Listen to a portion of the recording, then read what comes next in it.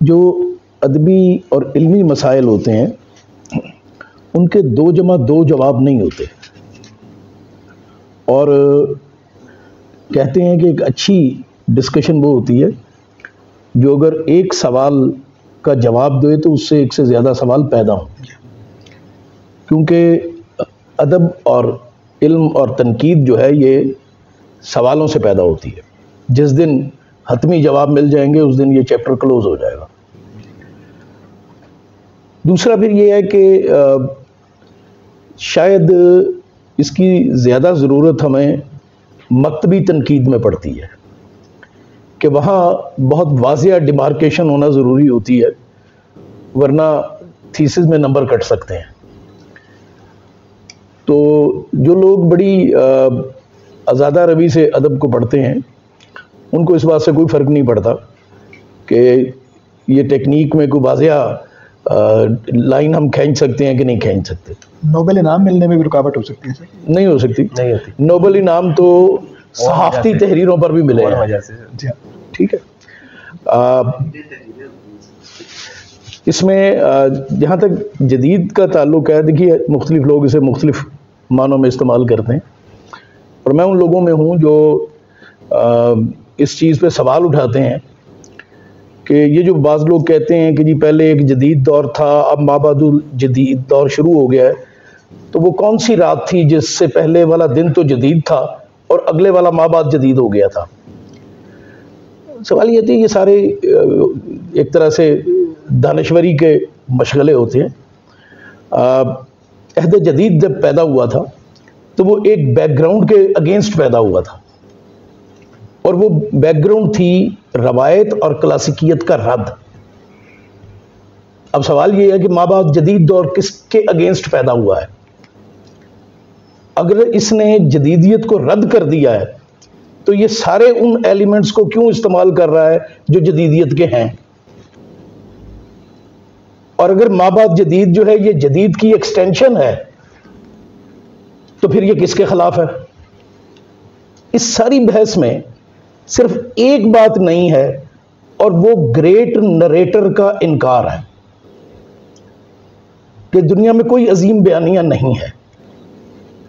और ये सरमायादाराना इस्तेमार की फिक्री ज़रूरत थी। सोशलिज्म के इन्हदाम के बाद वो नए तसव्वुरात लोगों के ज़हन में डालना चाहते थे, और उसके लिए ज़रूरी था कि जगह बनाई जाए।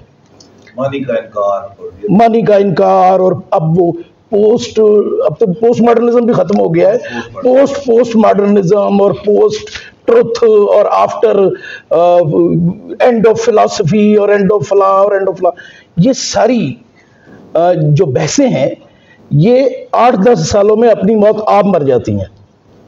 मैं आपको आपके सामने एक सूरत हाल रखता हूँ। कोई भी यूरोपियन और इंग्लिश लिटरेरी मैगजीन उठा लीजिए जो तनकीदी मज़ामीन छापता है, उसके 10 साल पहले के छपने वाले मज़ामीन के टाइटल देख लीजिए, और जो आज मज़ामीन छप रहे हैं उनके टाइटल देख लीजिए। वहाँ आपको कोई पोस्ट मॉडर्निज्म नहीं मिलता, कोई स्ट्रक्चरलिज्म नहीं मिलता, कोई डीकंस्ट्रक्शन नहीं मिलती। तो क्या गए वो फिर पोस्ट मॉडर्निज्म कहाँ गया?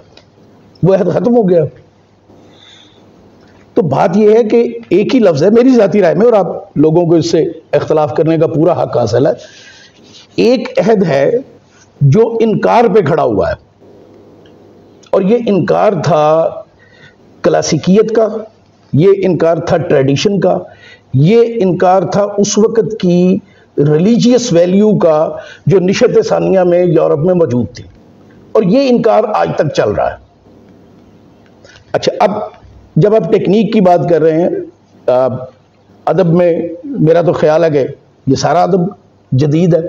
मसलन उर्दू की हद तक अगर हम बात करें तो मुझे लगता है कि पहला जदीद शायर आपका गालिब है, जो एक अहद के खात्मे पे खड़ा है।